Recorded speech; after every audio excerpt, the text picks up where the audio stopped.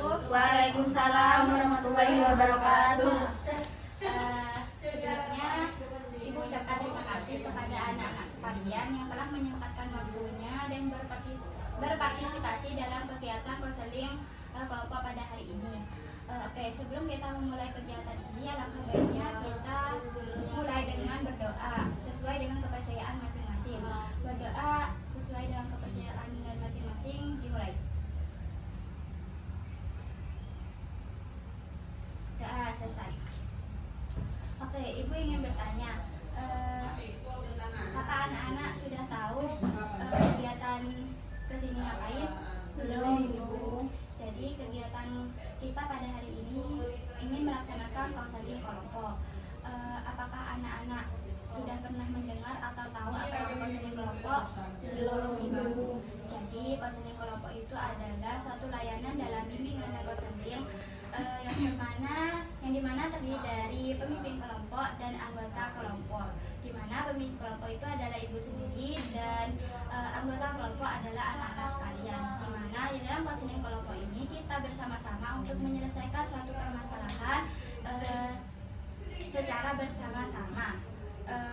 Ibu berharap nantinya anak-anak memberikan pendapat, kesan, dan saran kepada anggota kelompok yang paling urgent untuk kita selesaikan sampai tuntas pada hari ini.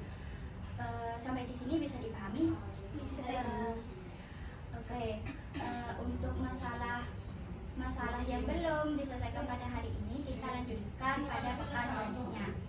Bisa dipahami? Bisa. Oke.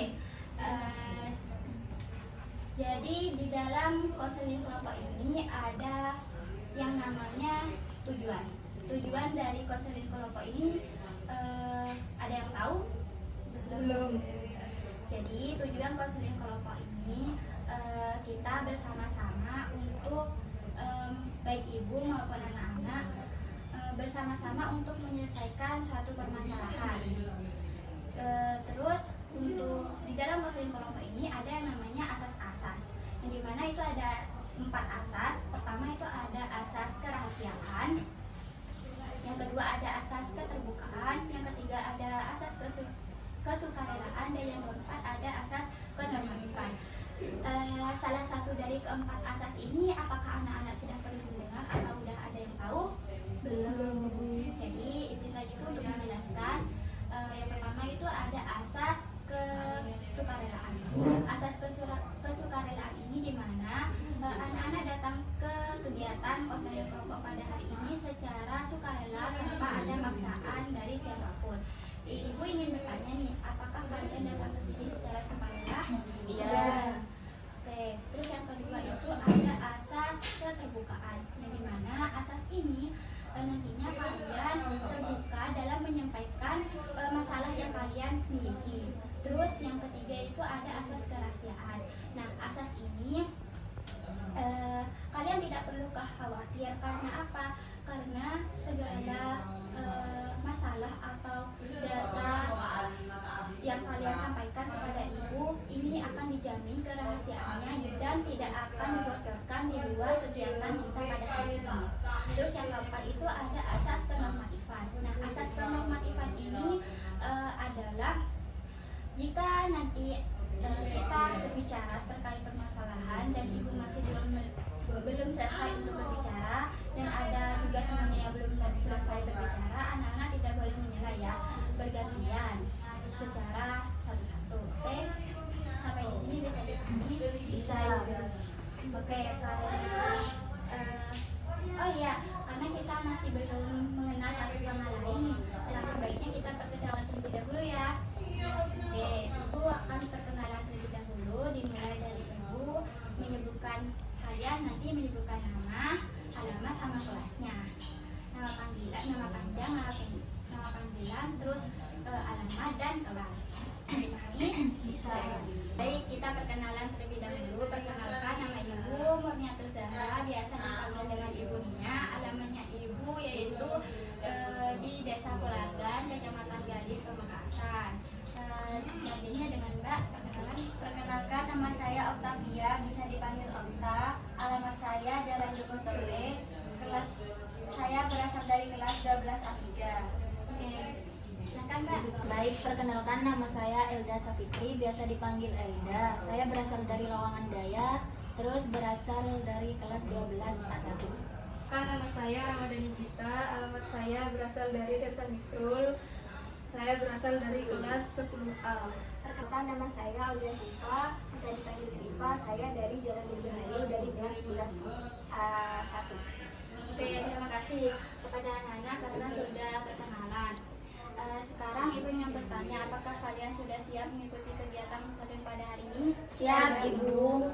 Oke, Ibu ingin bertanya, kalian tahu tidak apa itu masalah? Tahu. Bisa menyebutkan satu-satu? Saya.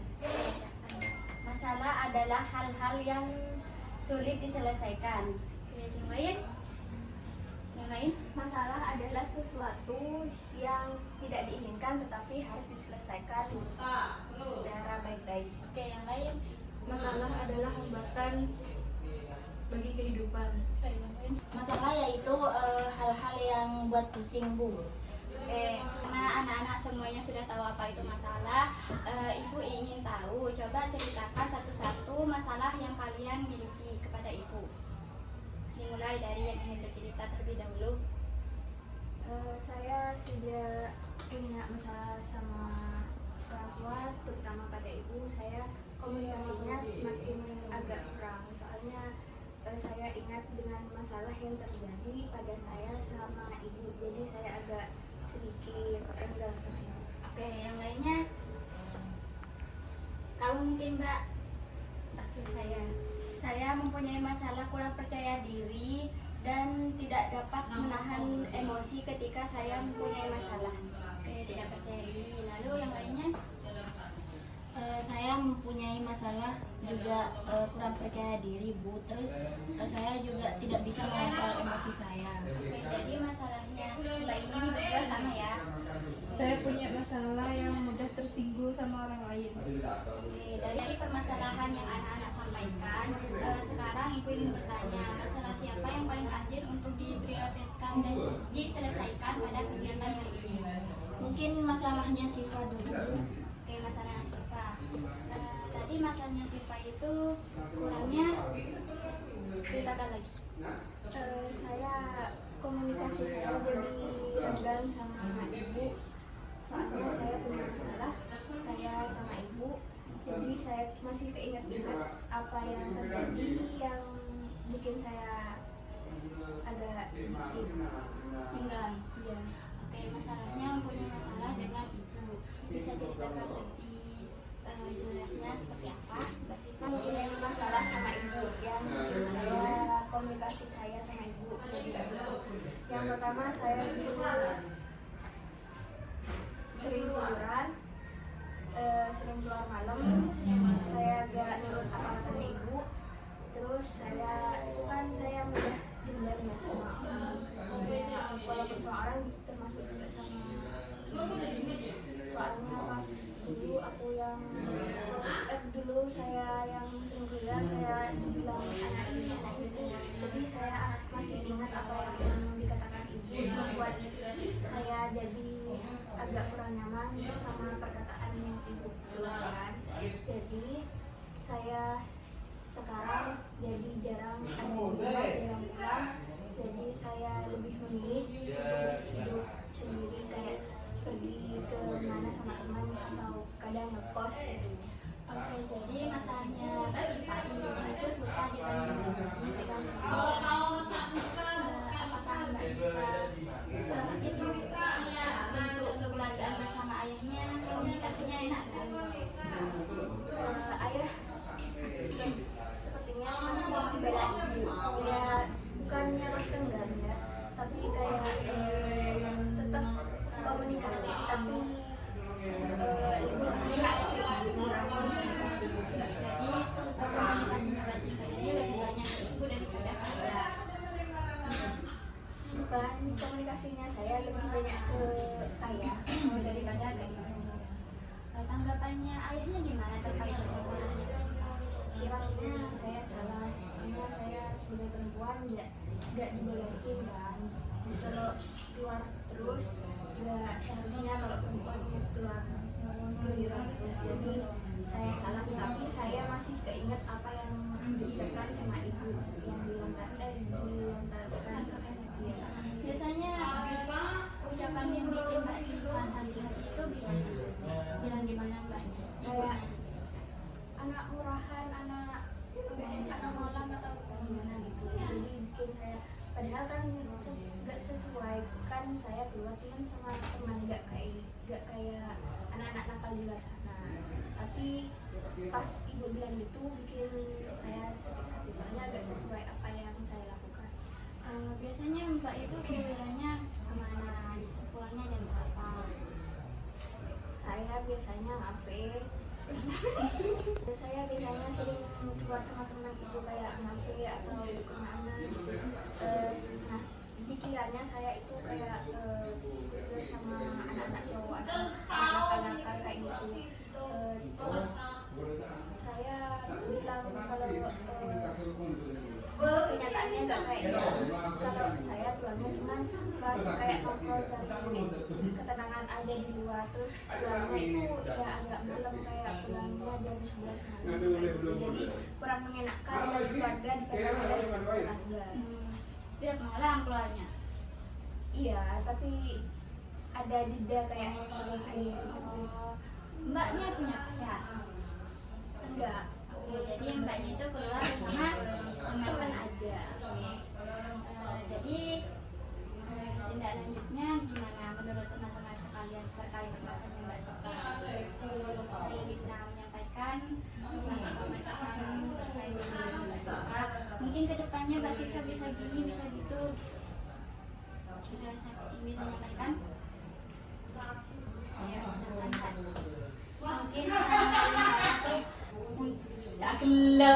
Mungkin saran dari saya untuk Mbak Siva, jadi mungkin Mbak Siva lebih mengurangi untuk keluar malam. Terus Mbak Siva juga harus lebih ada waktu bersama keluarga, kayak semisal habis pulang sekolah gitu, meluangkan waktunya buat ibu atau sama keluarganya juga untuk bicara tentang di sekolah kayak gimana, ini itu gitu, bisa bicara biar lebih akrab juga sama ibunya. Oke, yang lain ada yang bisa menyampaikan pendapat, pesan, masukan kepada permasalahannya Mbak Siva? Saran dari saya, mungkin Mbak Siva itu keluar malamnya itu boleh keluar malam, tapi jangan setiap hari. Soalnya kan anak cewek, kalau ada tetangga yang benci itu kan pasti bicaranya kan jelek itu ke Mbak Siva itu. Jadi sarannya saya itu Mbak Siva jangan keluar setiap malam. Keluar malamnya itu jarang-jarang dan lebih banyakin berkumpul dengan keluarga agar lebih akrab sama keluarga. Ya, oke, istilahnya seperti family time gitu ya. Iya. Yang lain Mbak? Enggak jadi. Masukan dari Mbaknya? Mungkin sudah gak ada Bu, soalnya udah diambil sama Mbak Maya. Terus dari Mbaknya ingin menyampaikan kepada permasalahannya Mbak Siva? Mungkin menurut saya udah gak ada Bu, soalnya udah disampaikan sama Mbak Okta sama Mbak Gita. Oke, jadi intinya pesan dari Mbak Okta sama Mbak Gita itu benar. Mbak itu harus mengurangi waktu keluyurannya, waktu main-main bersama teman-temannya. Misal batasi 1 minggu 1 kali gitu, atau 1 minggu 2 kali. Terus berbanyak juga family time bersama keluarga. Benar juga kata Mbak kita, bahwasanya tetangga itu ketika tidak enak kepada Mbak Siva, ada yang benci atau gimana, itu pasti dibicarain, digosipin, kan namanya juga anak cewek. Tapi menurut pendapat dari ibu ya Mbak kita harus mengurangi waktu bermainnya. Mungkin diganti waktu mainnya itu diganti dengan sore hari pulang sekolah. Kan kalau pulang sekolah kalau siang hari itu tidak dibicarakan atau gimana gitu. Jadi efektifnya seperti itu. Oke. Sekarang karena permasalahannya Mbak Siva, menurut Mbak Siva permasalahannya Mbak Siva dari permasalahan yang disampaikan oleh teman-temannya itu gimana masukannya? Bisa diulangi untuk masalahmu? Bukan pernyataan, sampaian. Iya, penyampaiannya. Saya tuh mempunyai masalah tentang Masalah ada dek penyampaian kepada permasalahannya Siva. Lalu ikat. Oke, dari penyampaian Mbak Gita dan Mbak Oka tadi kepada permasalahannya Mbak Siva, apa kesimpulan yang bisa Mbak tarik dari kedua temannya Mbak? bikin saya sadar kalau cewek itu gak seharusnya duluan. Ada batasnya juga, bisa katanya ibu yang tadi bilang bisa harus pulang sekolah biar gak dibicarain sama tetangga. Kalau pulang malam itu kan tentang dibicarain sama tetangga gitu, jadi biar family time juga, agar bisa pendekatan saya sama ibu yang sudah mempunyai masalah.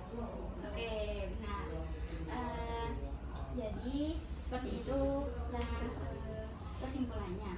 Ibu ingin bertanya nih kepada Mbak Siva, bagaimana setelah kegiatan konseling pada hari ini, perasaannya Mbak setelah mengungkapkan permasalahannya Mbak itu bagaimana?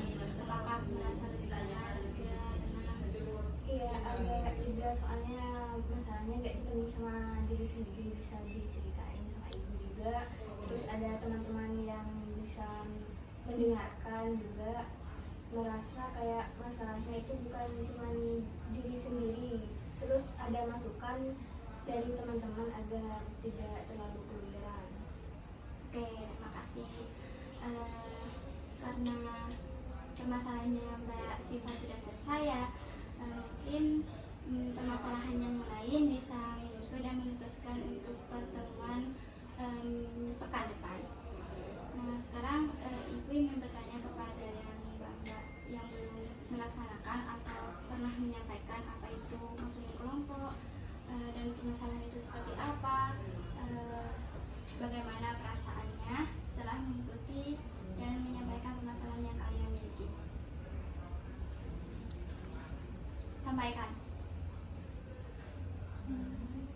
Bisa dimulai dengan Mbak Oka. Jadi saya tuh sangat senang bisa terbuka sama ibu juga dan teman-teman. Saya bisa itu juga belajar dari kesalahan juga. Terus Masalahnya Mbak Siva sudah selesai ya. Oke, sekarang ibu ingin bertanya kepada Mbak Okta, Mbak Gita dan Mbak siapa namanya tadi?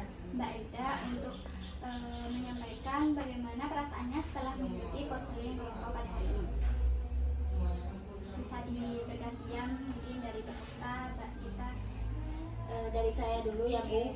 Mungkin dari saya pribadi, perasaan saya setelah mengikuti konseling ini, perasaan saya lebih lega karena bisa berbagi cerita dengan teman-teman, begitu juga dengan ibu sekalian. Oke, caranya mungkin bagi saya merasakan tenang dan sangat senang. Saya bisa, teman-teman saya juga ibu bisa mendengarkan masalah-masalah saya yang saya alami. Mungkin dari pribadi saya itu bisa lega dan bisa mengungkapkan ke semua orang biar gak dipendem sendiri gitu. Dan senang saya punya rasa lega dan nyaman bisa mengungkapkan ke teman-teman yang ada di sini dan ibu juga.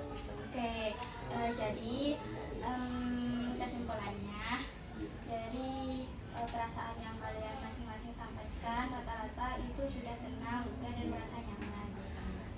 Sekarang ibu ingin bertanya, bagaimana apakah kita akan melaksanakan kegiatan konseling kelompok pada minggu depan?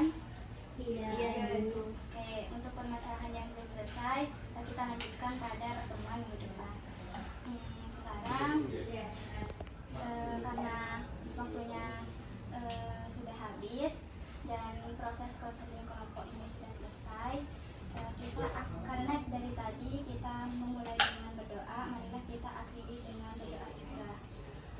Ada yang ingin memimpin, Mbak? Saya. Oke, silahkan. Sebelum kita mengakhiri kegiatan kelompok ini, mari kita berdoa dengan kepercayaan masing-masing. Berdoa dimulai. Doa selesai.